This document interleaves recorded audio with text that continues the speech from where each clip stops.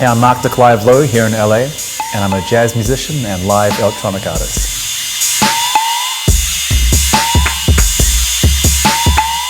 So I started off basically going through sounds that I liked, building up kits and sound banks. I recorded the first drum kit into a pattern, and then built on that with a second drum kit, recorded that into a pattern as well.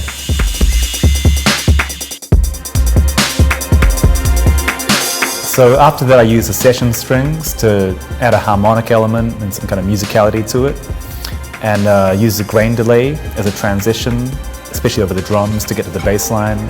Came in with the bass line. The bass is on Razor. I used some modulation on the filters on the bass line as well.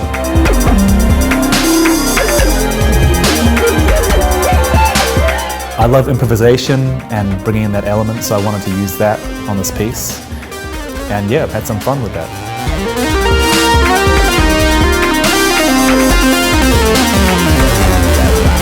So next I went to a drum break.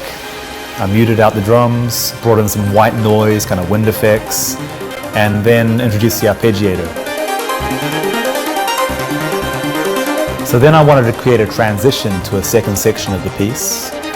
So I used the filter cutoff to kind of mute the arpeggiator down, and then took the tempo down to a whole different setting.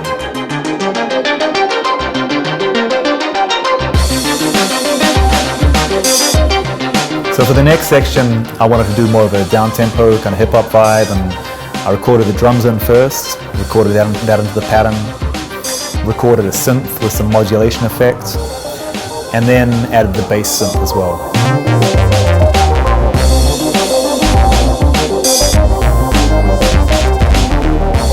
So then I introduced a piano sound. I used a Gentleman, one of the new pianos. I used a chord generator. So for each note I play, I set it to have a minor ninth chord playing. So I play one note and a chord would follow. So I sequenced that in with the pattern. Also applied a bit of delay to the snare on the drums for a bit of dynamic effect.